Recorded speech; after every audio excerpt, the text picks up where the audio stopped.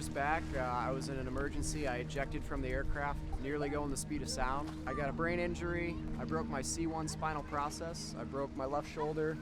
My arms flailed like a rag doll. I broke both my upper arms, my left forearm. I ripped open my brachial artery, broke both my tib fib and both my lower legs. I had open fractures, bleeding out of my brachial artery. I ejected so fast that it had ripped my helmet off, it shredded the gear off of my survival vest, and it shredded my dry suit.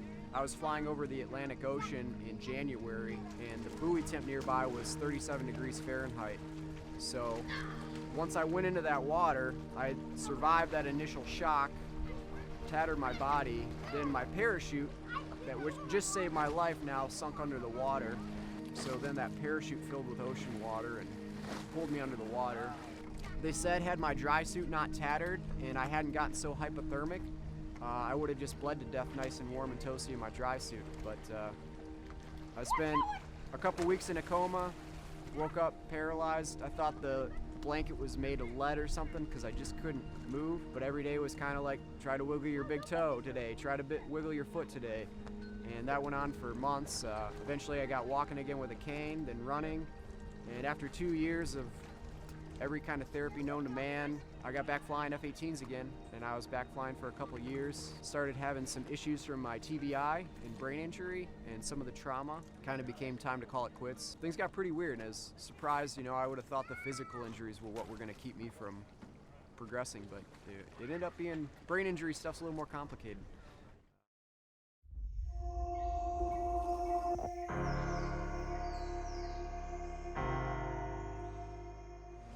This can give you something you can't get anywhere else. This can give you just such a positive experience that it can really turn your life around. And I've seen it in other people, and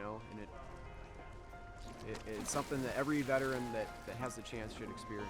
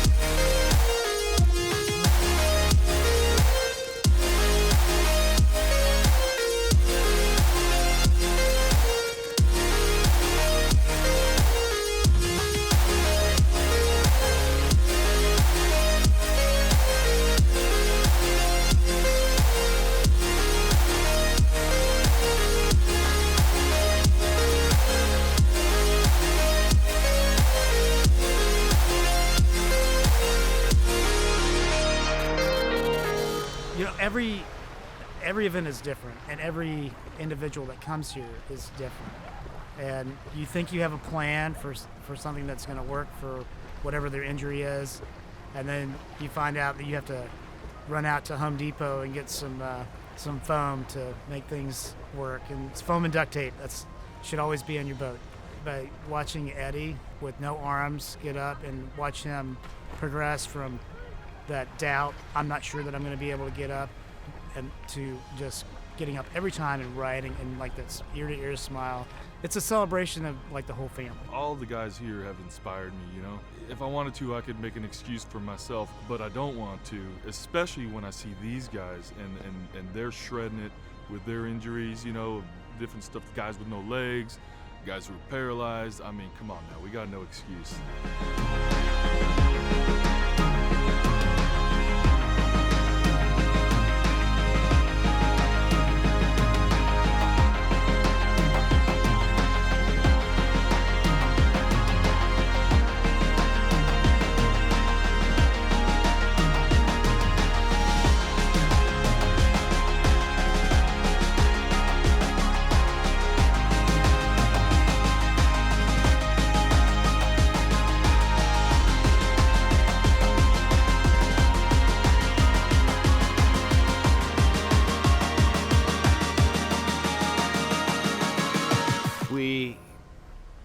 never repay what you've given to us.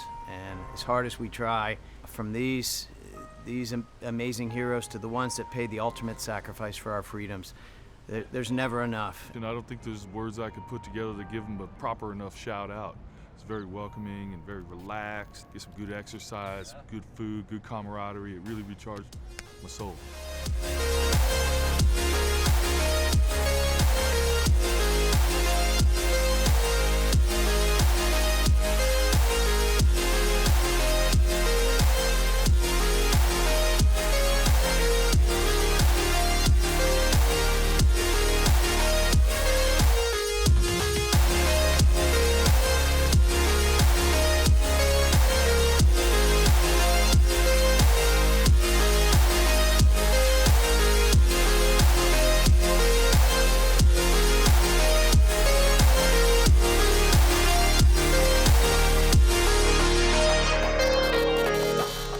This is the next step. This is to really get guys to not be one of the 22 veterans a day committing suicide. Gives people something to live for. You know, it keeps me going, watching them progress, watching them connect with each other, and everybody gets something out of it, you know, and everybody gets something different out of it. They motivate me to continue, and I love the fact that they bond together beyond just this 3-day event.